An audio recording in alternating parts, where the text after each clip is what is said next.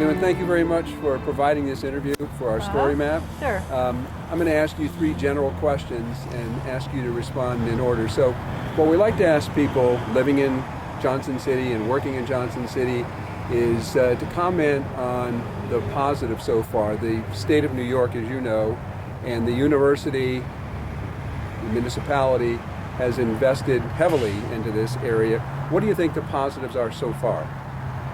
Well, I mean, obviously, the attention being paid to Johnson City is very important, and the investments and trying to bring new people in, doing something brand new with a health campus, but also creating the health and cultural district anchored by the Goodwill Theater and all that is going to occur around it.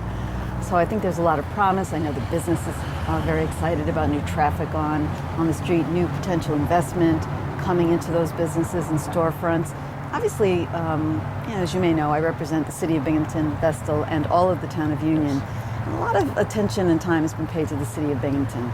And this really has paid off because we brought a downtown building there, which brought housing. And housing brought the foot traffic. Foot traffic brought restaurants, which then brought our new culinary school coming online and people wanting to be there, and an increased sense of safety. So right now we're at that very early stage where the state investments are coming in and the buildings are being transformed, new buildings, restorations of old buildings, and there is that exciting promise of what could happen with Johnson City around this new enterprise. Of course, we used to be, Endicott Johnson Shoes, and we're no longer that. Okay, the second question has to do with kind of the flip side. What do you think the challenges are that face Johnson City? Well, you're taking an old industrial town, that used to churn out, millions of shoes a year. And over the years, when that structure fell out, really the community has turned into a very impoverished place with a lot of transient folks coming and going. Now you're trying to put in the middle of that a brand new, very well thought out enterprise in the middle of very difficult housing structure, people who've been really holding on by a thread. So to try to make that as seamless as possible is certainly going to be a huge challenge. I know that residents are going to have a lot of stress about what this could mean for their own housing, for affordable housing in the area. The feeling that we've invested a lot personally in this area and now maybe there's not a place for us any longer.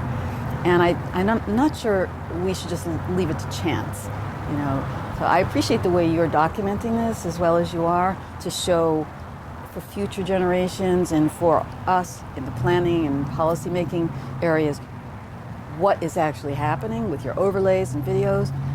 But some people need to be on the ground thinking through ways to help bridge those gaps. I think, for example, our anti-poverty initiative would be very well placed in the middle of this to try to be a bridge for these communities to, in some ways translate their concerns and their needs and to reach out to the resources needed to put that integration. Let's hope we can make that happen. I hope so. Last question is, I know you've looked at our story map. Do you have any comments about the story map? Wow. Well, you've got a lot of information there. Perhaps it might be a little bit easier to navigate. I think some of us who looked at your website were sort of hoping there would be sort of a bar across the top as opposed to scrolling all the way down. But once you do work your way through, it's really fascinating to see the place from the vantage point of the drones and to hear from people on the ground at every level. Again, the residents, business owners, the pharmacy school personnel, the president of the university, the county executive and others. Everyone has a lot of hope and a lot of, many of their dreams are built in on this.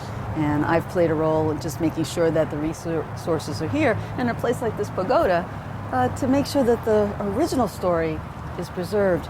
And the thing I'd like to mention about this is that this speaks to a level of innovation, a gritty resilience that they would repurpose so much for history to remember.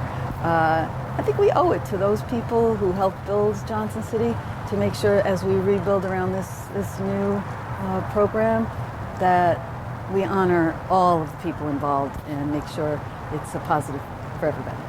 Well, thank you very much for excellent insights, and we're happy to add you now to the story map. Happy to participate. Pleasure. Thanks a lot. Uh-huh.